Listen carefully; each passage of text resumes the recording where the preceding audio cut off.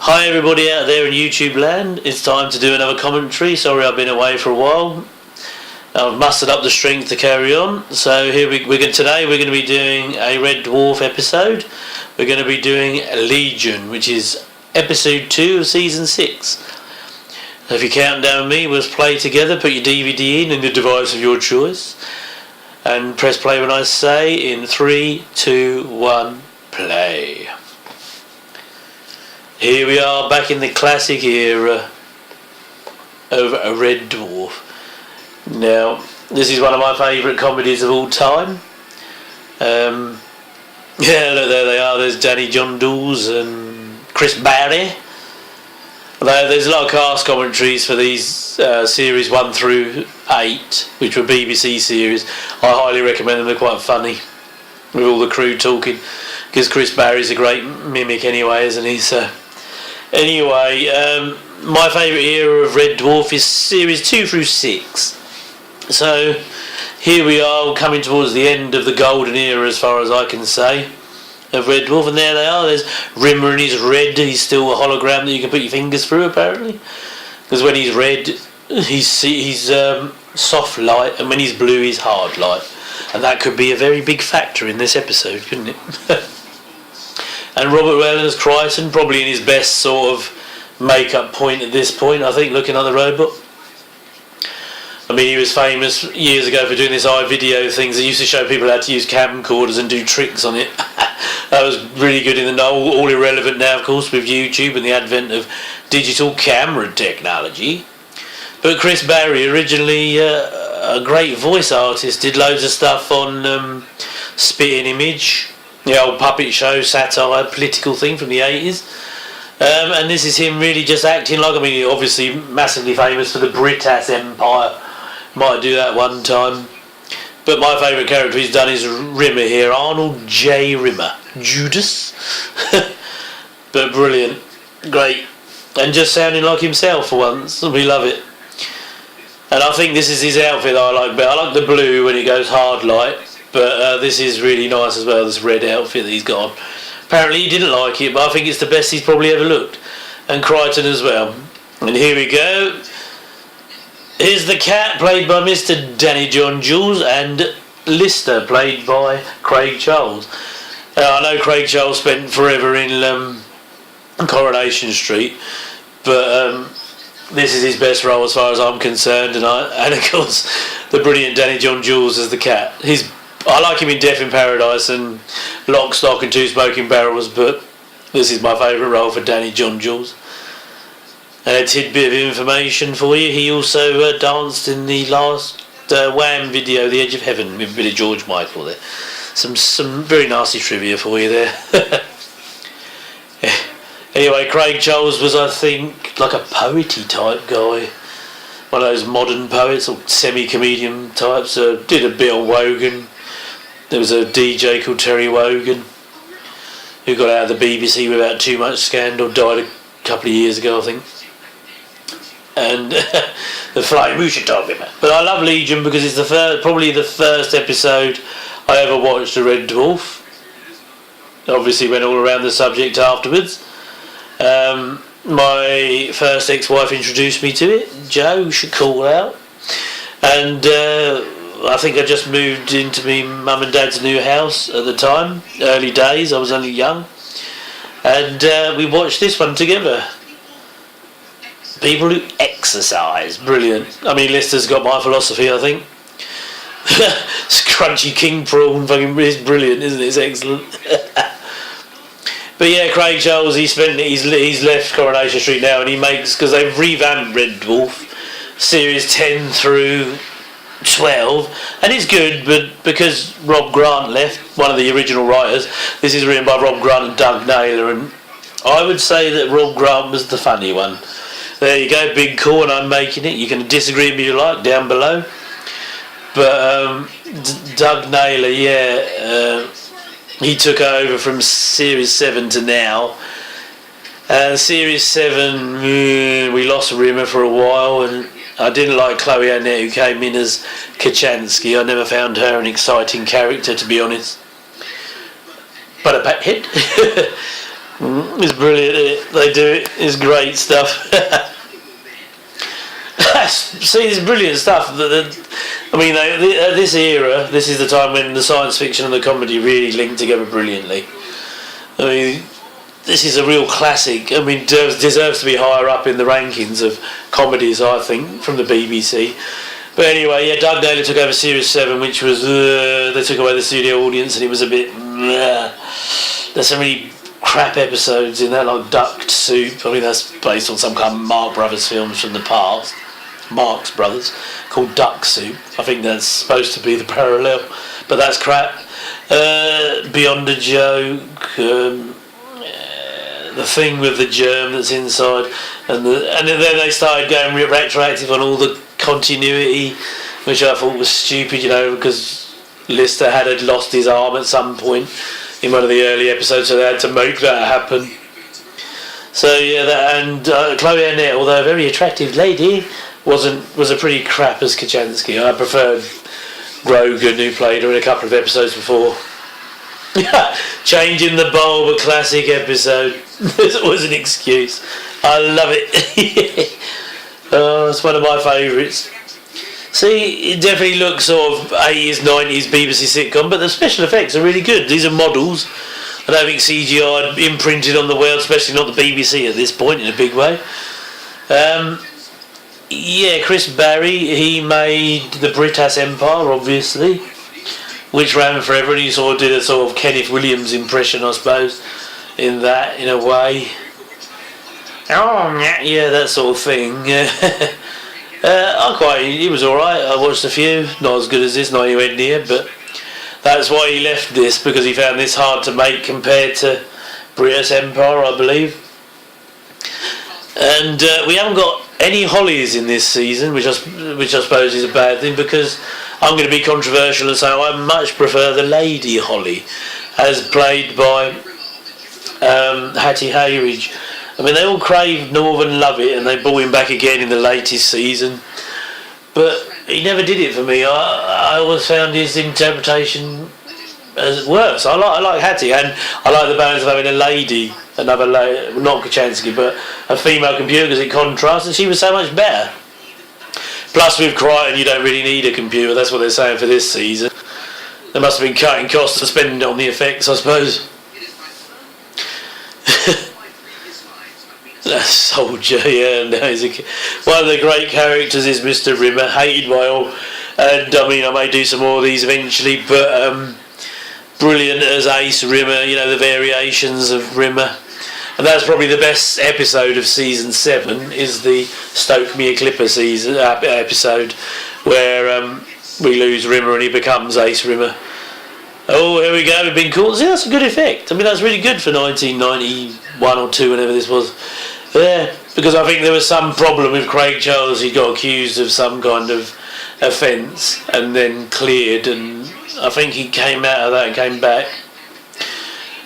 Ray-line flares with pockets in the knees, brilliant.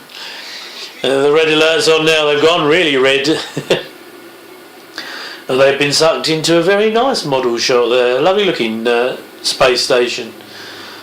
I mean, this looks really good, I think. I mean, this is looking and this is what impressed me, because I think when I was younger I did see a series 1 episode. I think it was really dull, I think, grey and boring, so I thought no thank you. But when I met my first wife, she got me back into it. She used to buy me the VHSs for birthday and stuff, because I used to put 3 episodes on a VHS back then, an old tape, and you had to buy like 2 tapes to get the whole seasons. It was like a right rip-off back in those days, like $10.99 for 3 episodes. I had all the tapes and the smeg-ups, which I thought were quite good, because they always just good, winded each other up. And I think they're all in there. I think, even though Lister's not really dressed in his, I think Lister looked best probably series 3 and 4 when he was wearing the sort of biker gear. I don't like this sort of onesie suit he's got on here. Although I think the cat looks great in what he's wearing. Crichton looks good, and of course I said Chris Barry looks the best. And I like the way I think that Crichton is like Herman Munster. If you ever Google it or YouTube it, Herman Munster, he moves and sounds and talks a bit. His movements are like his. And here we have Legion. I don't know who the actor is, but he's really posh and good at this part. And of course Legion is the title, created from the sum of its parts. Oh, here we go, this is it.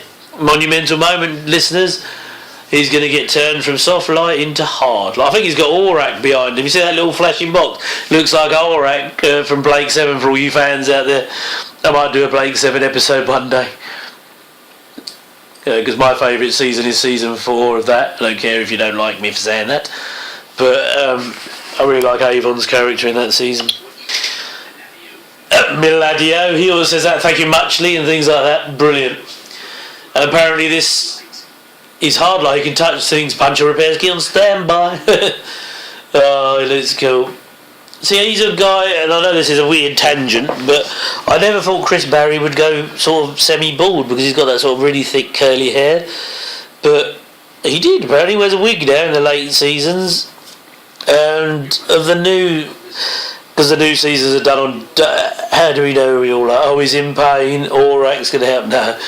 Apparently he had his appendix took out before, and this is a continuity error, but I don't care about that rubbish. This is going to look a bit plastic. Pardon me. But here we go. He's used his phasing, and in we go. I'm not sure how sterile this is, but maybe you don't have to be sterile in whenever this is in the future.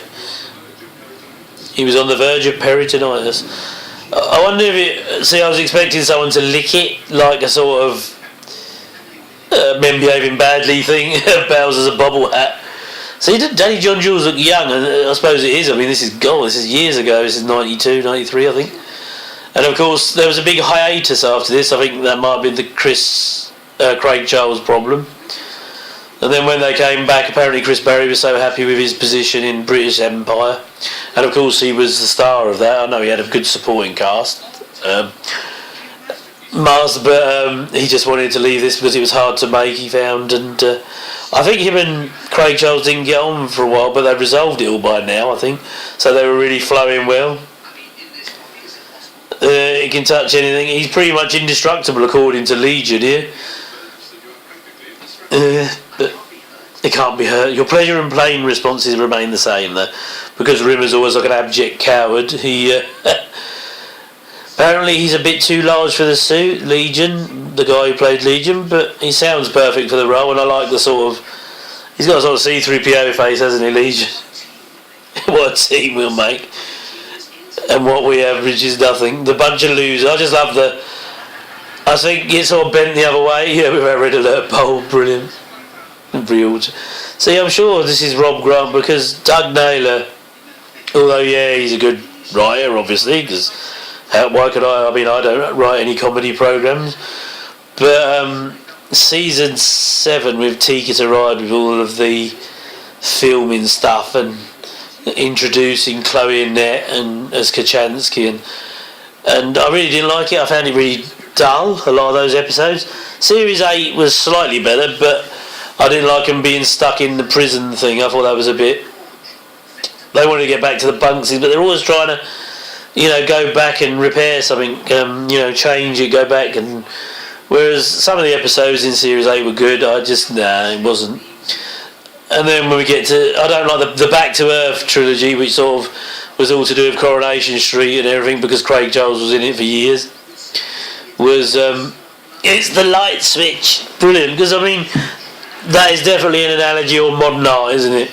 Because modern art is so crap that they have to say a light... Because a light switch, to me, is better art than some of that crap laying around there, to be honest.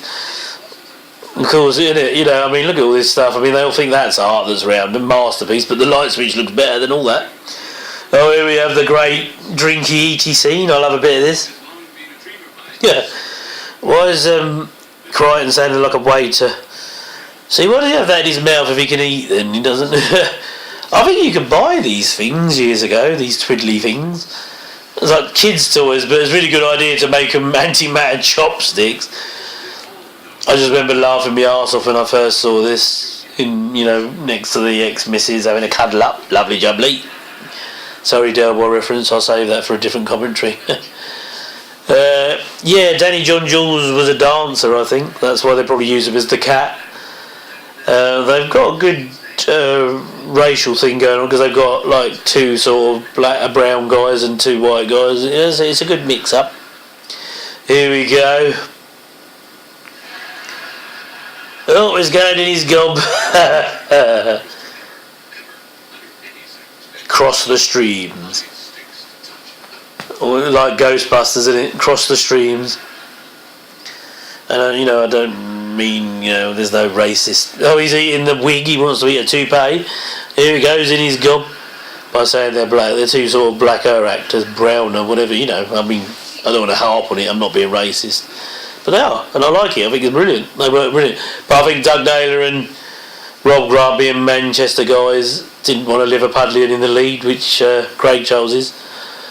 And of course Danny John Jules is very London. If you hear him speak in real life, he is very Cockney.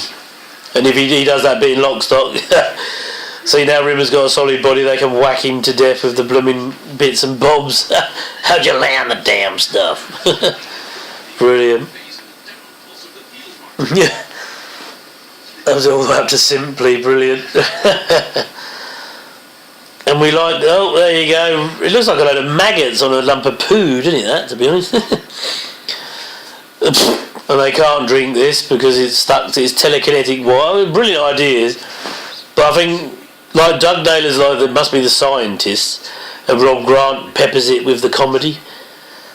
That's the only way I can sort of see it. I'm presuming that was done backwards through a tube or some. Brilliant. Here we go. Cut away to someone shooting it all in his face, I'm sure.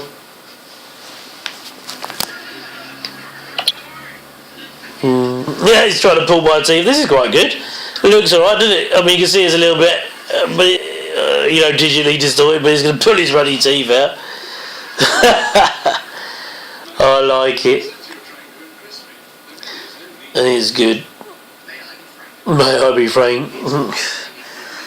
But it's just all these Chris Barry, he was in the two Tomb Raider films with Angelina Jolie playing the butler. But really it's sort of tragic that these guys have never done, so much more, because Danny John Jules, even though he had that bit where they did the rhyming slang in Lockstock, he's been in, and Robin Hood and His Merry Men, like a kids programme that ran for years, and where he played sort of like a Rasta guy. But he's been in Death in Paradise for playing Dwayne. I wonder if they named him after Dwayne Dibley. Do you think they named the character Officer Dwayne Myers in Death in Paradise after Dwayne Dibley?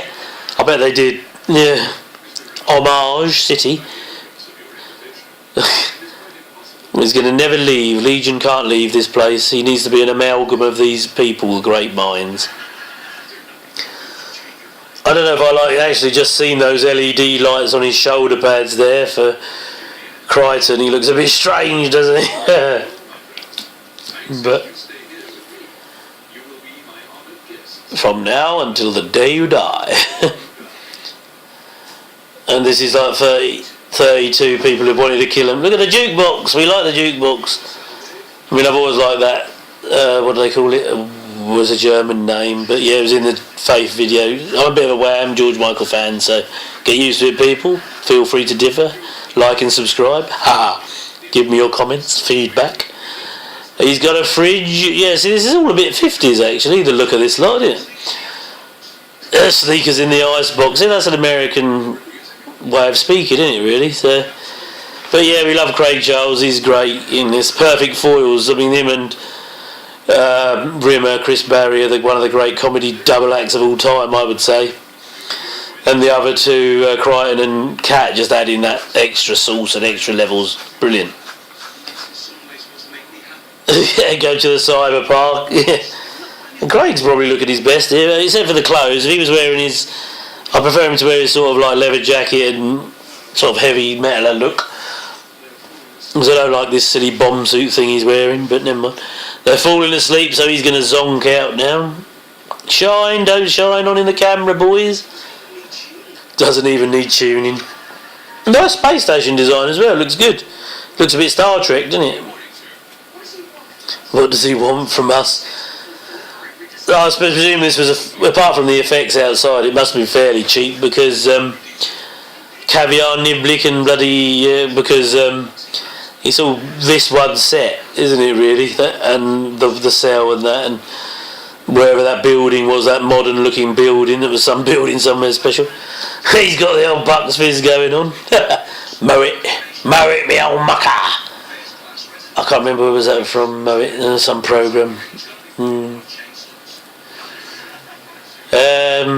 Yeah, so what else? A wooden table. You see, it's the problem with modern things. You can't be so modern that it can't relate to now. So they have to have like a proper wooden table that looks like the one that Bruce Wayne sat in the 1989 Batman film.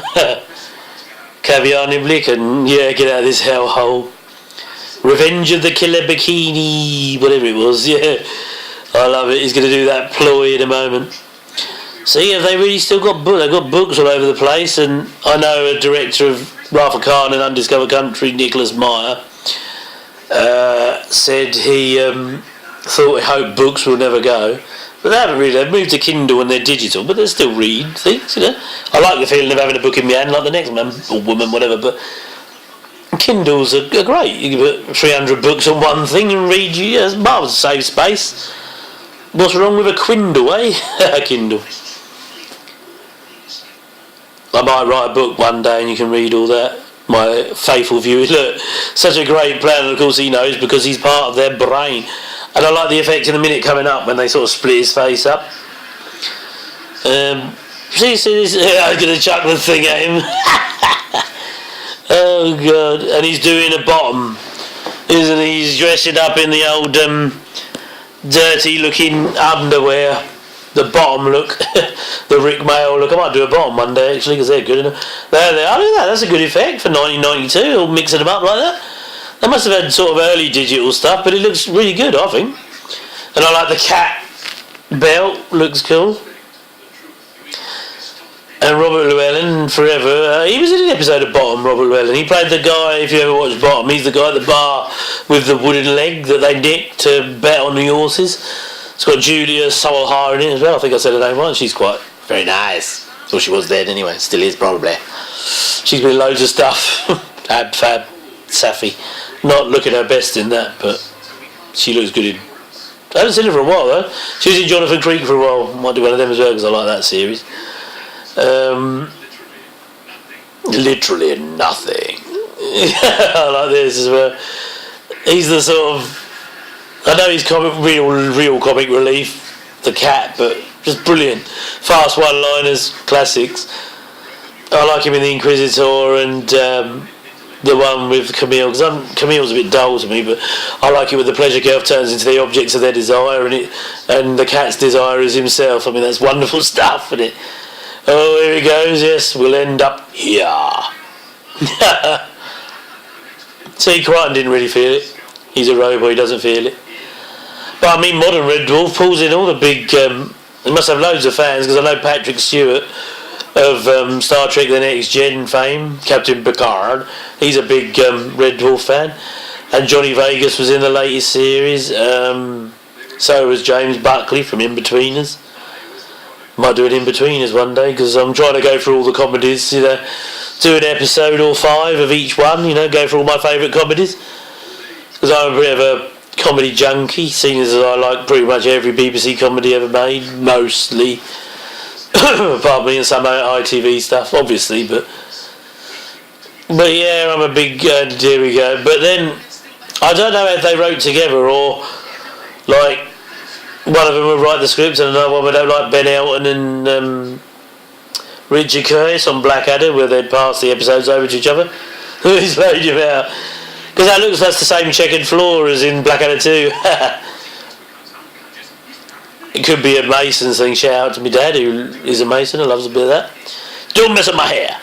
So I think, even though Danny John Jules' wig had an Ionian nerve grip, brilliant, his wigs have got more exaggerated over the times. I think he's on a wig there, actually. Just stay still while I hit you. Brilliant. Looks like he's got a weird, like, tricorder on him or something. Barry.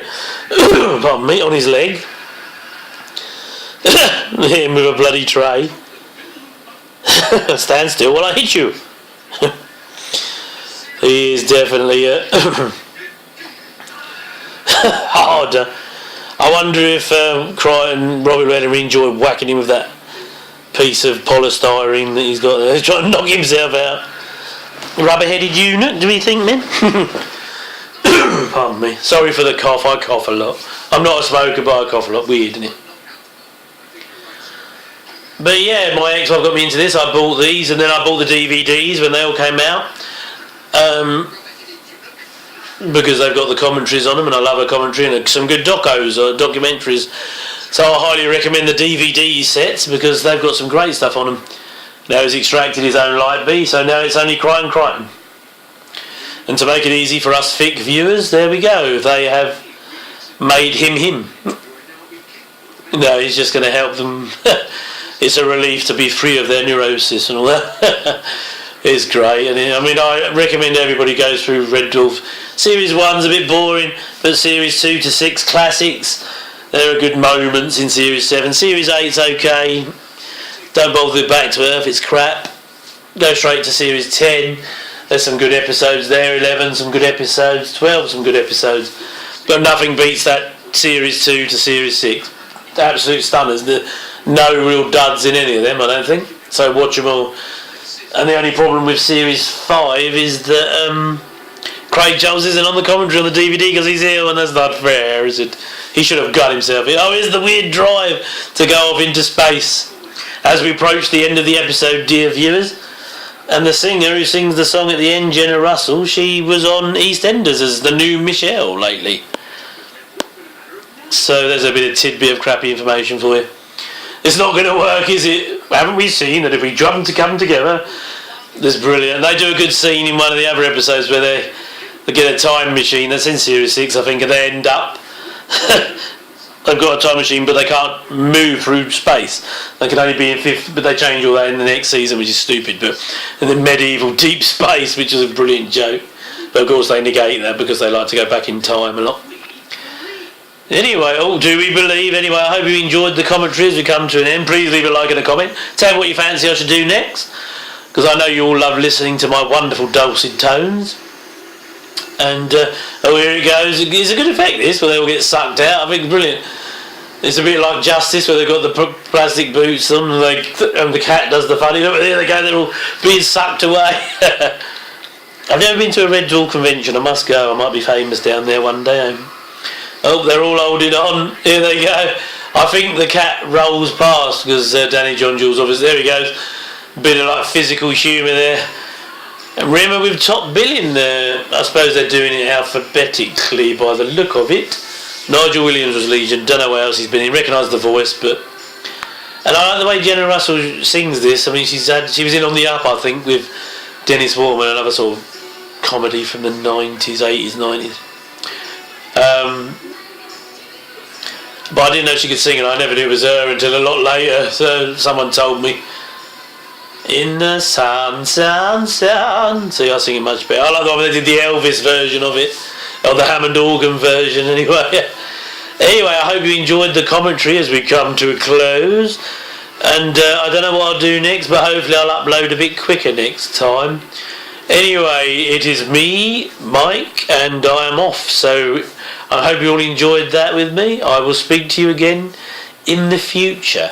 Have a nice weekend time, whatever time of day you're listening to this. Commute to the train station.